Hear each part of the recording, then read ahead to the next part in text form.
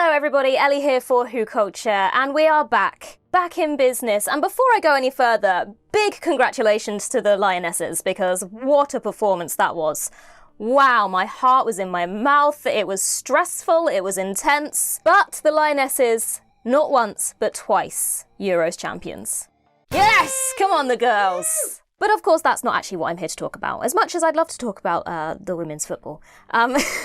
This is a Doctor Who channel, and some of you might have seen some quotes flying around from Florida SuperCon, and Billie Piper and Christopher Eccleston were in attendance. And I just want to talk about some of the comments that have surfaced from one of the panels that the two of them were on. So first of all, Chris Chibnall? That's the wrong person. So first of all, Christopher Eccleston, as usual, was asked about returning for a second series and why he didn't return, and there was an audible groan amongst the audience because, of course, we all know that there was a lot of behind-the-scenes drama. We're very familiar with all the things that happened there, and I mean, he's probably sick of answering that question at this point. We are all very familiar with that whole situation. But he did then go on to say this. Well, you grow up and write it. That's what I think will happen. Somebody who was 5 when I did it will write it. One day they'll be the showrunner. I honestly think that'll happen, and I'll come in on my Zimmer frame.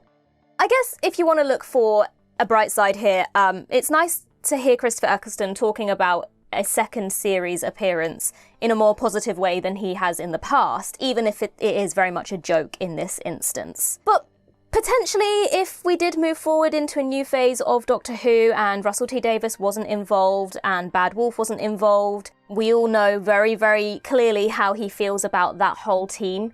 There is potential, if they weren't involved, that he might come back, which would be great to see.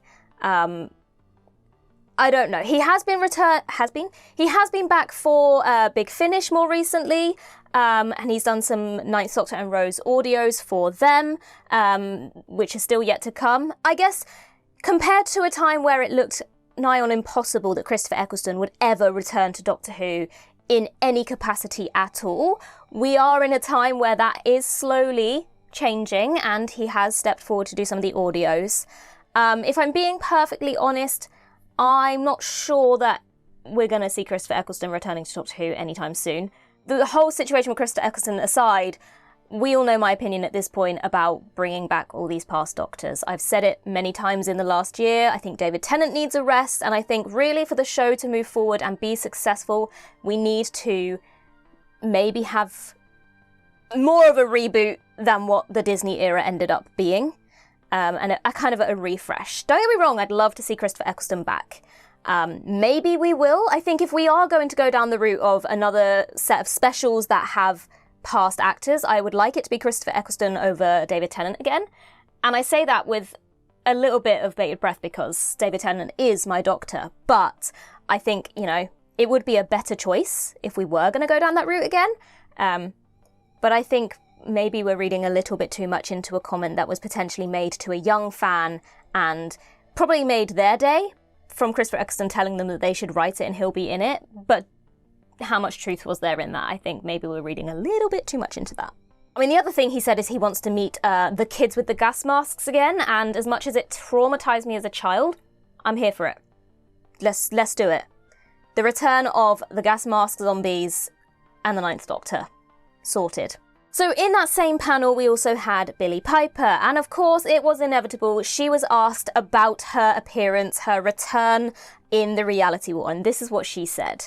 This is such a minefield. I have to really engage with how I answer this. All I can say is I was approached very last minute, and I can't talk about in what capacity, but I found it very emotional to film, and I think it's a really great ending. I just found it quite moving, and it was really fun to film because it had such a sort of cloak and dagger feeling about getting it made. So yeah, I have to lie a lot about anything to do with Doctor Who, it seems. Surprise, surprise, very coy, not giving very much away. Now, what I do find telling here is can't talk about in what capacity, which suggests to me either she does know where the story is going and she's being very careful not to talk about anything that's going to spoil the future of the show, or as is maybe more likely, we think there may have been a little bit of drama behind the scenes. It all feels very last minute. In fact, she literally says, I was approached very last minute. So I think it's more likely that there's something deeper, more lawyery maybe involved behind the scenes, that would mean that she can't talk about the circumstances. Yes, I was approached very last minute. Is anyone surprised? Is anyone surprised? We literally all knew this going in. We literally did an entire video talking about the circumstances of Ncuti Gatwa's exit and everything building up to that. We know that this was not always the plan. We know that Ncuti Gatwa at some point along the way was either told or made the decision to step away from Doctor Who much earlier than was the initial plan for the 15th Doctor. You know, yes, it hasn't explicitly been stated, but putting things together, connecting the dots, listening to different comments made throughout the last year, things all add up to suggest that Ncuti Gatwa was originally intended to stay longer. Things happened behind the scenes, whatever those things might have been, which meant that we suddenly had to do reshoots to fit a regeneration story into the end of this episode so Ncuti Gatwa could step away. And of course, they wanted to have somebody to take that place and keep people guessing. And that person ended up being Billie Piper. But I think overall, if you look at what Billie Piper is saying here, she does seem fairly optimistic. She seems very excited based on her answers in this panel, which I guess is quite notable coming off the back of some recent comments made by the BBC, because in a recent interview, BBC Studio CEO Tom Fussell, however we want to pronounce his name, he said this. Fans love the Doctor Who brand. It's been that way since before I was in short trousers. BBC Studios is really committed to Doctor Who and is continuing to look at ways in which we can bring the show to fans. So as we've been saying pretty much this whole time, it really is just a waiting game. In the hands of the BBC, from their perspective, they very much still want Doctor Who to continue. They don't want to see the show disappear.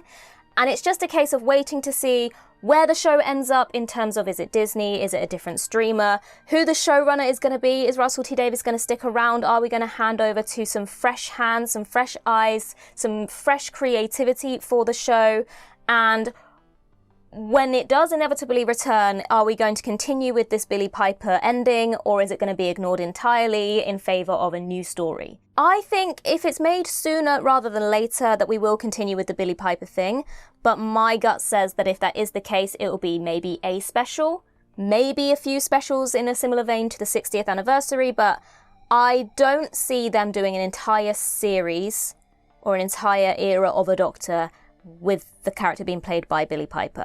Obviously, there is also a suggestion that it's not the Doctor. We've had theories that it might be the TARDIS.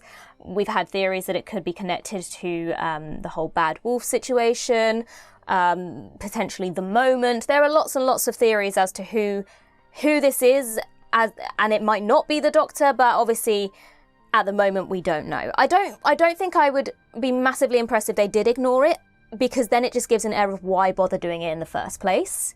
But I guess it depends how much time passes, who the showrunner then ends up being.